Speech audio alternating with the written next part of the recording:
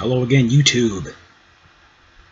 For this video, I'm going to talk about this past weekend,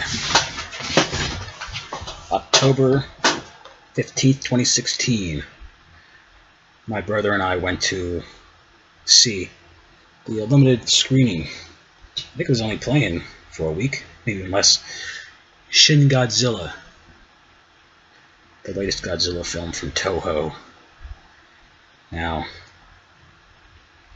I had purposely been avoiding reading anything about this film, even though I have been a Godzilla fan most of my life. I'd say probably since at least 1976. I think that's when I saw my first Godzilla movie. Anyway, I'm not going to go into great detail about the movie, discuss everything, and I'll leave that to, I know there's a bunch of other people that have uploaded videos on the YouTube talking about the film.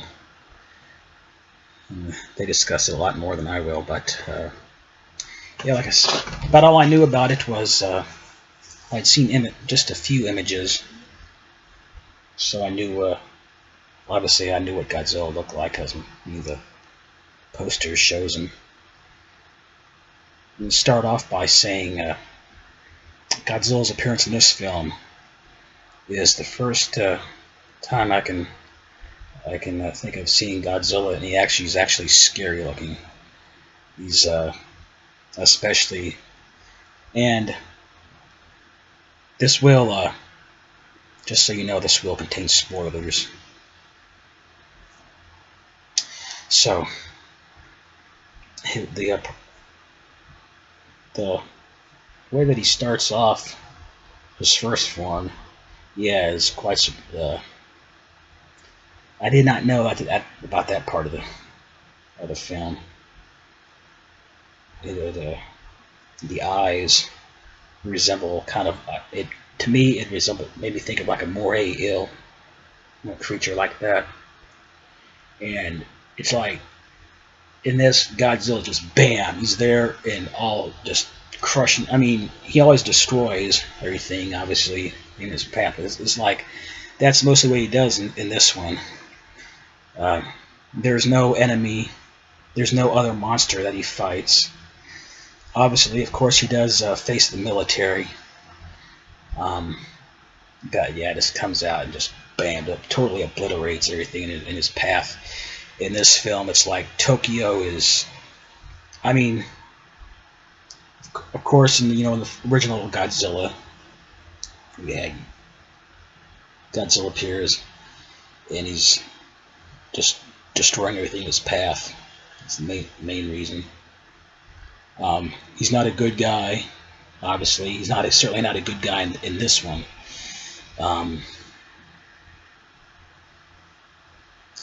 Just,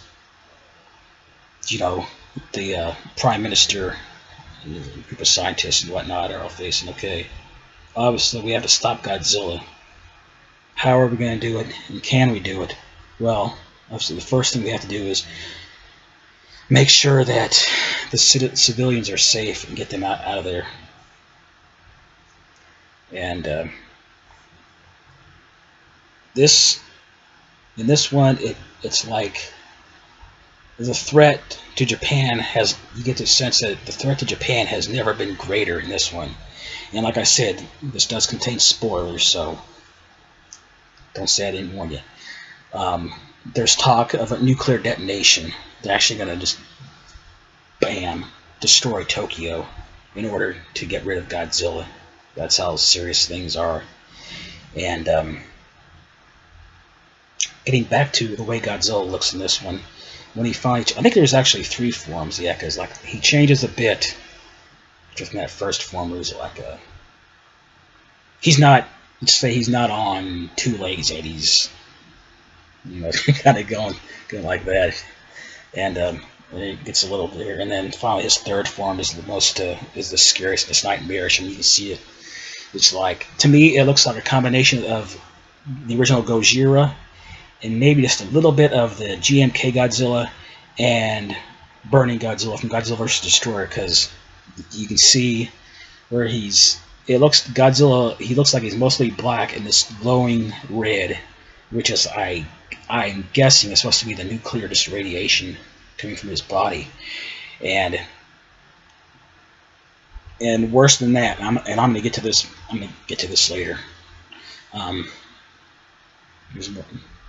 But yeah, and the teeth. You can see just the way they look in the eyes, especially the way they made the eyes look is just like I said. Godzilla is. It just looks like a living nightmare, huge force of nature, and there's a. And I'm kind of jumping back and forth in here. I'm not going to go over the entire movie, but yeah, there's one scene where they discuss what they're going to call it, and they talk about Gojira, and they bring up the fact that I think it's the Americans that come up with the name Godzilla, and they're kind of like going about what it means, and there's later on there's a scene where they're showing like live footage on TV, and apparently these mobs of people have formed in Japan, and they're chanting, and I think the translation is in the English is something like Godzilla is God, and they're chanting something. I think they're chanting something else about to protect Godzilla or something. I guess they don't want him destroyed. And I was thinking that perhaps later on in the film that maybe there would be a scene where this mob of people that are like chanting like Godzilla's God, and then somehow, of course, they have to evacuate Tokyo. So, but I was thinking, what if those people had still been there, and then Godzilla is revived later, and he,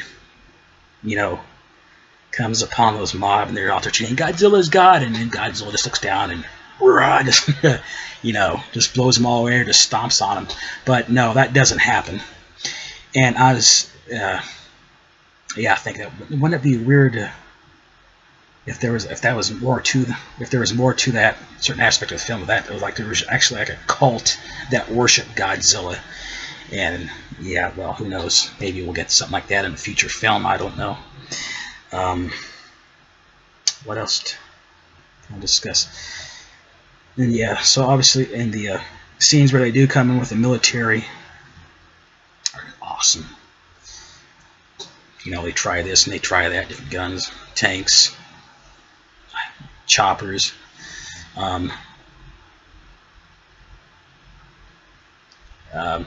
This was subtitled when I saw it, and so you have like at the top of the screen, you have like the name of the character, like a prime minister. I can't remember the name, so and so, and this person and what their role is, and then when they had like the vehicles. Military vehicles and the weapons. It didn't even say like at the top what kind of vehicle it was and stuff like that, and weapons. So trying to read what it says on the top of the screen and then read the subtitles at the bottom at the same time was sometimes it was a little tricky, and as you can imagine, that doesn't go too well. Like Raymond Burr says in Godzilla 85, that won't stop Godzilla. Well, no, it doesn't stop Godzilla. And probably the best scene in the movie, well, my favorite part, is when we actually see Godzilla's new ray. It's just the way that his mouth opens. And you can see you see the dorsal fins lighten up, so you know it's coming. But just the way that it's done now is just wow. It's just awesome. I mean, just totally just blows the shit out of everything in his friggin' path. They just show him like a wide shot of Godzilla, standing on one screen. Here's the ray coming out of his mouth and just completely just blowing up the buildings. Yeah, with this strange just opera music playing during. It's really eerie, and it happened because it happens at night. And not only that is there like that ray, but there's just like a little bit of fire. And the ways, like I said, the way his mouth opens is well, I know I'm not doing it justice, but and they came up with a new way of trying to stop Godzilla that has never been done before. Because I was thinking, after Godzilla Final Wars came out. When was that? 2004. And I was thinking, okay, that was the 50th anniversary film of Godzilla. What really can Toho do with Godzilla that they've never done before? Well, in this film, it's, it's like I said, it's kind of similar to the first one, that we have Godzilla just all of a sudden appear out of nowhere. No one knows what it is at first. It's a huge threat. It's going to destroy Japan. It's so, we have no choice, but we have to destroy this creature. But at the same time, we have to make sure, how many lives are we? We have to think of the people to make sure they're safe. The U.S. gets involved. There's scenes where they're talking to someone from Germany. They mention help from France. So yeah, there are scenes that actually take place with the U.S. president. And they call in some team of Americans to help them out. But the way they come up with the stopping Godzilla in this one is quite original. You're gonna try to use a coagulant just to kind of freeze him. And after that huge attack I just described, where we first see Godzilla's new ray, he goes into a period of dormancy, and I don't remember exactly how many hours or days they say it is before it's likely that Godzilla is going to revive. And so they're thinking, okay, they finally come up with this, they figure out this thing, this huge chart with it, this theory or something, plan. Anyway, they get it figured out, but at the same time they're thinking, do we have enough time? Are we going to be able to make it? Or are we going to be able to, or do we just call and just detonate Tokyo? So, anyway, turns out they go in again with Godzilla, and they manage to get him. However, he does, start to come to during this, where they're injecting him with this stuff. I didn't quite understand how it worked, but they inject in his mouth in different parts, and it does work. And Godzilla is frozen. And after that, he's just standing there, like I said, he's just frozen. And that's kind of like the way it ends. It's like, okay, we have Godzilla, we've stopped him for now. What happens if somehow he does revive? Are we going to have to, okay, for now we're going to obviously have to rebuild Japan of what's been destroyed. What happens if it gets even worse? And this is this, and then they go back and they show Godzilla again, and he's still frozen there. And the last shot is a close-up on Godzilla's tail. Oh, and by the way, I forgot to mention, something that's really cool is not only does the ray come out of his mouth, it shoots up out of his dorsal fins. There's the U.S. they're coming in with their stealth bombers. They're going to try to bomb Godzilla. Godzilla just, and the rays just shoot up out of his dorsal fins and just totally destroy the stealth bombers. There's one scene in there where Godzilla the ray actually comes out of his tail. And another thing I forgot to mention, I was talking about the describing how Godzilla looks. I mentioned that in a way it reminded me of the very first Godzilla, from the original Gojira. I say that because the way his arms look, he has those small snail-like arms, like the way they're positioned, looks very much like the original Godzilla. So, but getting back to that last shot, and they show Godzilla's tail, and it looks like it's made up of human skeletons that have just kind of stuck there in place. It's just great closing shot. It's really eerie, and I was discussing this later on with my brother. I went to go see it with, and I think he said to him he thought it was perhaps victims like from the the tsunami, that it somehow washed out to sea. And to me, I was thinking, well, I don't know, it's possible that the bodies would still exist as skeletons, but What if it was victims from the, you know, dropping the bomb on Hiroshima, Nagasaki, victims of that it somehow they were they were already affected by the radiation, and they were, you know, washed out in the sea, and over time, that Godzilla, you know, had fed on them or something, and say they were consumed into his body somehow. I don't know, just what I think, maybe. So all in all, Shin Godzilla, enjoyed it very much. Not one of my favorite Godzilla. No, I will say it's certainly not my favorite Godzilla movie, but it is probably one of my favorites in the series. I'm not a big fan of the Heisei Godzilla series, apart from Godzilla 1985, which I do like a lot. What else can I say about this?